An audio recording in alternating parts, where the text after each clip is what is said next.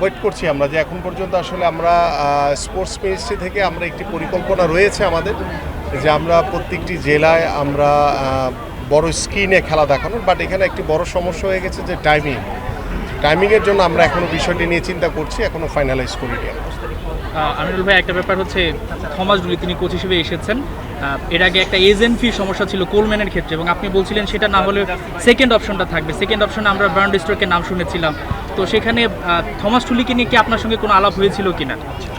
আমাদের এই তিনজনের বিষয় নিয়েই আমাদের সভাপতি ফুটবল ফেডারেশনে তিনি কথা বলেছিলেন। তো সেই ক্ষেত্রে তো আমাদের অগ্রাধিকার ছিল হচ্ছে কোলম্যান, তো সেখানে তো এজেন্টের একটু জটিলতার কারণে সেটি হয়নি।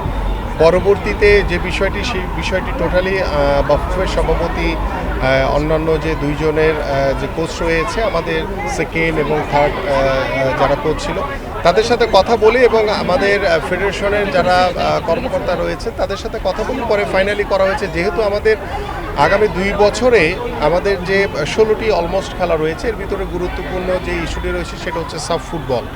তো আমরা ইতিমধ্যে যে কোচটি এসছে তার বিষয়ে ইতিমধ্যে বলা হয়েছে যে আমরা মানে অন টেস্ট আমরা সামনের যে খেলাটা রয়েছে সেটাকে আমরা দেখব, তারপরে আমরা ফাইনালি গিয়ে হয়তোবা বাংলাদেশ ফুটবল ফেডারেশন তার সাথে আনুষ্ঠানিকভাবে চুক্তি করবে। তার মানে কি চুক্তিটা হয় না, এবং এটা কি সান মারিনো ম্যাচকে একটা পরীক্ষামূলক তার জন্য কিনে আমরা সেভাবেই আমি বাফুফের সভাপতিকে বলেছি যে আমরা সান মেরিনোর সাথে যে খেলাটি হবে সেটি একটি টেস্ট আকারেই আমরা দেখতে চাই, যে ওটি দেখার পরে তারপরে আমরা তার বিষয়ে আমরা ফাইনাল সিদ্ধান্ত নিব। তার মানে চুক্তিটা কি হয় না কিনা? কারণ সোশ্যাল মিডিয়াতে দেখলাম তাকে নিয়ে চুক্তি করেছে, পোস্ট করেছে, বাফুফে বলছে চুক্তি হয়েছে, বিষয়টা কিরকম হয়ে গেল? আমার সাথে বাফুফের সভাপতি যে বিষয়টি নিয়ে কথা হয়েছে সেটুকু পর্যন্ত আমি আপনাদেরকে অবগত করেছি।